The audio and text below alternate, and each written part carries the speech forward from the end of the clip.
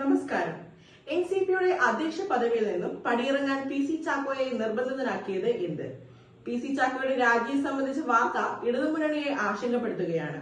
രാജിക്ക് പിന്നിലെ കാരണം എന്ത് എന്നതിനെ സംബന്ധിച്ച് ഔദ്യോഗിക വിശദീകരണവും പാർട്ടിയുടെയും പി സി ചാക്കോയുടെയും ഭാഗത്തു നിന്ന് ഉണ്ടായില്ല എന്നതും ചില സൂചനകൾ നൽകുന്നുണ്ട്.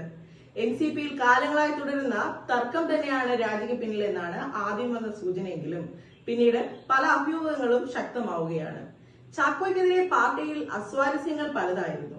ചാക്കോ ഏകാധിപതിയെ പോലെ പെരുമാറുന്നു എന്നുപോലും ആരോപണം ഉയർന്നിരുന്നു. മന്ത്രിമാരെ സംബന്ധിച്ച് പാർട്ടിയിലുണ്ടായ പല പിണക്കങ്ങളും വിവാദങ്ങളുമാണ് ചാക്കോയ്ക്ക് പാർട്ടിയിൽ പിന്തുണയില്ലാതെ പോയതിന് കാരണം. പാർട്ടിയിൽ നിന്ന് പുറത്താക്കുമെന്ന ഘട്ടത്തിലെത്തിയതോടെയാണ് ഗത്യന്തരമില്ലാതെ രാജി തീരുമാനത്തിലെത്തിയത്. ഇന്നലെ വൈകിട്ടാണ് ചാക്കോ പവാറിന് രാജിക്കത്ത് കൈമാറിയത്. ദേശീയ വർക്കിംഗ് പ്രസിഡന്റ് സ്ഥാനത്ത് തുടരുന്നോ എന്ന് ശരത് പവാർ തീരുമാനിക്കണമെന്ന് പി സി ചാക്കോ വിഭാഗം അറിയിച്ചു.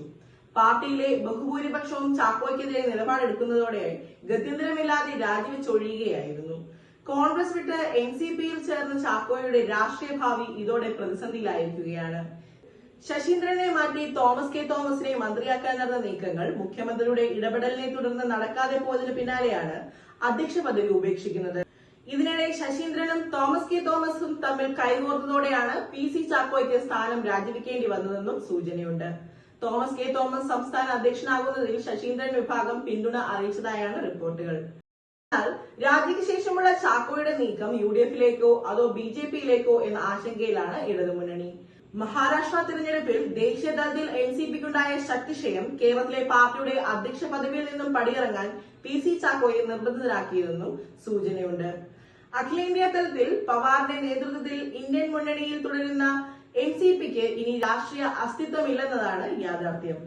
അതുകൊണ്ട് തന്നെ അവർ ഉടൻ എടുക്കാനിരിക്കുന്ന നിർണായക തീരുമാനങ്ങൾക്ക് മുമ്പ് ചാക്കോ സ്വയം രാജിവെച്ച് പുറത്തു പോയതാണെന്നും സൂചനകളുണ്ട്. ദേശീയ തലത്തിൽ ജനങ്ങളുടെ അംഗീകാരം എൻസിപിക്ക് അജിത് പവാർ പക്ഷത്തിന് ലഭിച്ച സ്ഥിതിക്ക് ശരത് പവാർ അവർക്കൊപ്പം NDA ക്യാമ്പിലെത്തുമോ എന്ന ആശങ്ക ചാക്കോയ്ക്കുണ്ട്. മറുവശത്ത് കോൺഗ്രസുമായി ലയിക്കാനും പവാർ ചർച്ചകൾ നടത്തിയിരുന്നു. അങ്ങനെ ഉണ്ടായാൽ അതും ചാക്കോയെ സംബന്ധിച്ച് സ്വീകാര്യമാവാൻ ഇടയാവില്ല.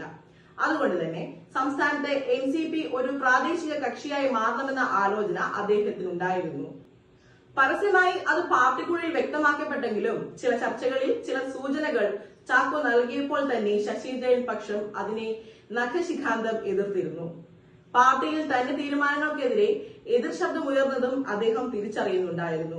മുഖ്യമന്ത്രിയും CPM-ഉം തന്നോട് കാണിക്കുന്ന തൊട്ടുകൂടായ്മയും അദ്ദേഹത്തെ അലോസരപ്പെടുത്തി. ചാക്കോ നിയമിച്ച സംഘടനാ ജനറൽ സെക്രട്ടറി KR രാജനടക്കമുള്ളവർക്ക് അദ്ദേഹത്തിനൊപ്പം നിന്നെങ്കിലും പാർട്ടിയിലെ ഭൂരിഭാഗം ഭാരവാഹികളും അദ്ദേഹത്തിന് എതിരായതും അധ്യക്ഷ സ്ഥാനം രാജിവെക്കാനുള്ള തീരുമാനത്തിൽ കൊണ്ടുചെന്നെത്തിക്കുന്നതായിരുന്നു. എന്നാൽ അതേസമയം UDF പ്രവേശനത്തിനുള്ള സാധ്യതയും തള്ളിക്കളയാനാകില്ല എന്നതാണ് മറ്റൊരു യാഥാർത്ഥ്യം. എന്നാൽ UDF-ൽ എൻസിപിയുമായി ലയിക്കുമോ അതോ NCP പുതിയ വിഭാഗമായി പരിഗണിക്കുമോ എന്ന് പ്രവചനാതീതം തന്നെ.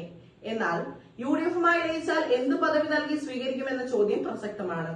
കോൺഗ്രസ് ദേശീയ വക്താവ്, പ്രവർത്തക സമിതി അംഗം തുടങ്ങി കോൺഗ്രസിലെ പ്രധാന നേതാവായിരുന്ന ചാക്കോയെ ദുർബല വകുപ്പുകളും സ്ഥാനങ്ങളും നൽകി ഒതുക്കാനാകില്ല.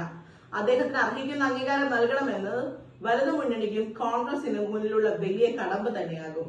മാത്രമല്ല പി സി ചാക്കോയ്ക്കൊപ്പം ചാക്കോയെ പിന്തുണയ്ക്കുന്നവരും കൂടുമോ എന്നതും ചോദ്യമാണ്. അങ്ങനെ വന്നാൽ കോൺഗ്രസിൽ നിന്നും പടിയിറങ്ങി ചാക്കോയ്ക്കൊപ്പം സജീവ പ്രവർത്തകയായി മാറിയ ലതിക സുഭാഷ് വീണ്ടും കോൺഗ്രസിലേക്ക് പ്രവേശിക്കുമോ എന്നതും പ്രസക്തം തന്നെ. തള്ളിക്കളയാനാകാത്ത മറ്റൊരു സാധ്യത കേരള കോൺഗ്രസ് ജോസഫ് വിഭാഗമാണ്. നാഥനില്ല കളരിയായി തുടരുന്ന കേരള കോൺഗ്രസിൽ ചാക്കോയ്ക്ക് സാധ്യതയുണ്ട്. പി സി ജോസഫിന്റെ മകൻ അപ്പു ജോൺ ജോസഫിനെ സ്ഥാനമേൽപ്പിച്ചതിൽ പാർട്ടിക്ക് കനത്ത അതൃപ്തി നൽകുന്നതിനാൽ സാധ്യത ഏറെയാണ്. എന്തു തന്നെ ആയാലും ചാക്കോ UDF-ലേക്കായാലും BJP-യിലേക്കായാലും നഷ്ടം ഇടതു മുന്നണിക്കാണ്. തദ്ദേശ തിരഞ്ഞെടുപ്പ് മുന്നിൽ നിൽക്കെ ഒരു കൂട്ട രാജിയും മുന്നണി മാറ്റമുണ്ടായാൽ അത് വലിയ തിരിച്ചടി ഉണ്ടാക്കും.